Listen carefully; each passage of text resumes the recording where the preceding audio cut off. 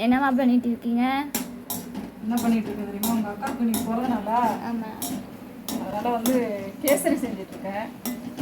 நெய் கொஞ்சம் ஊற்றி சூடு பண்ணிவிட்டு முந்திரி பருப்பு போட்டு நல்லா பொன்னிறமாக வந்தோடனே கொஞ்சமாக திராட்சை, உலர்ந்த திராட்சை போட்டு இது மாதிரி நல்லா வறுத்து எடுத்து வச்சுட்டு உனக்கு சொல்லித்தரேன் கேசரி எப்படி செய்யணும்னு. உனக்கு தெரியுமா கேசரி செய்ய தெரியுமா?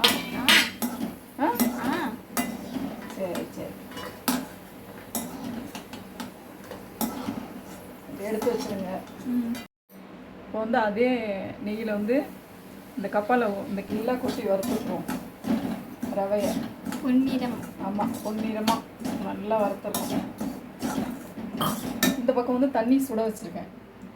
கலர் பவுடர் போட்டுட்டு, கேசரி பவுடர் கலர் பவுடர் போட்டு தண்ணி சுட வச்சுருக்கேன்.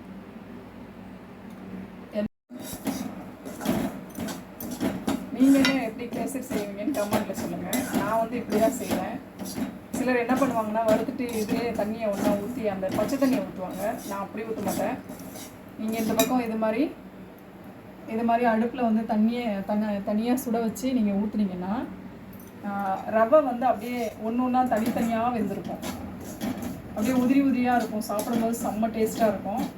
கொஞ்சம் நீங்கள் இல்லை கொஞ்சம் குழப்பழனே வேணும் அப்படின்னு நினச்சிங்கன்னா கொஞ்சம் எக்ஸ்ட்ரா தண்ணி ஊற்றிட்டிங்கன்னா குழப்பழன்னு வந்துடும். செம்மையாக இருக்கும். இது நான் செய்கிற மாதிரி செஞ்சிங்கன்னா சூப்பராக இருக்கும். கொஞ்சமாக ஏலக்காய் பவுடர் இதிலே போட்டுருவோம்.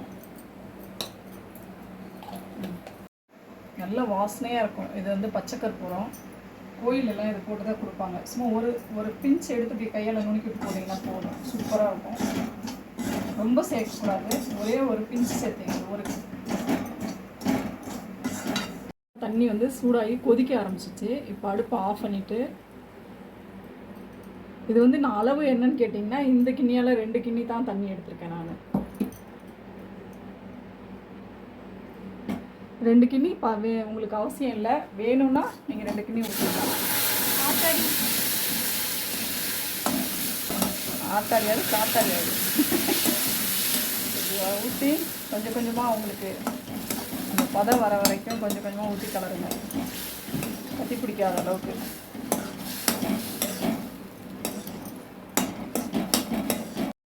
சர்க்கரை போட்டோம்னா நம்ம வந்து எப்போவுமே ஒரு பிஞ்சு உப்பு போட்டிங்கன்னா சர்க்கரையை வந்து கூடுதலாக எடுத்து காமிக்கும். அதனால ஒரே ஒரு பிஞ்சு சர்க்கரை உப்பு போட்டுட்டு இப்போ அடுப்பை சிம்மில் வச்சு விட்ருங்க. வந்து இதெல்லாம் நான் அந்த கிண்ணியால் தான் 1 கப்பு ரவை எடுத்திருந்தேன். அதே பாத்திரத்தால் சர்க்கரை எடுத்துருங்க.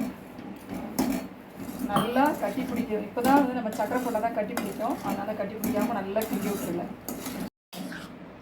இப்படியே இந்த பதத்தோடு வேணும்னா நீங்கள் எப்படியே அடுப்பை ஆஃப் பண்ணிடலாம்.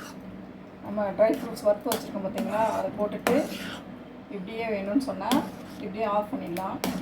நான் வந்து இதை எப்படி பொலன்னு நல்லா காமிக்கிறேன் பாருங்கள். கொஞ்சம் நேரம் வேகணும்.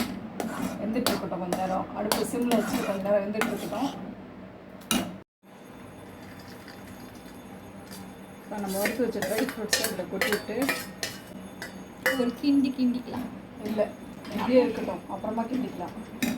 வச்சு ஒரு தட்டை போட்டு மூடி ஒரு 5 நிமிஷம் இருக்கட்டும். அடுப்பு சிம்மில் இருக்கணும். இப்படியே இருக்கட்டும். பாருங்கள் எப்படி பொலன்னு வருதுன்னு பாருங்கள். கொஞ்ச நேரம் ஆற வச்சு எடுத்திங்கன்னா சூப்பராக பொலன்னு இது மாதிரி கேசரி ரெடி ஆகிடுங்க.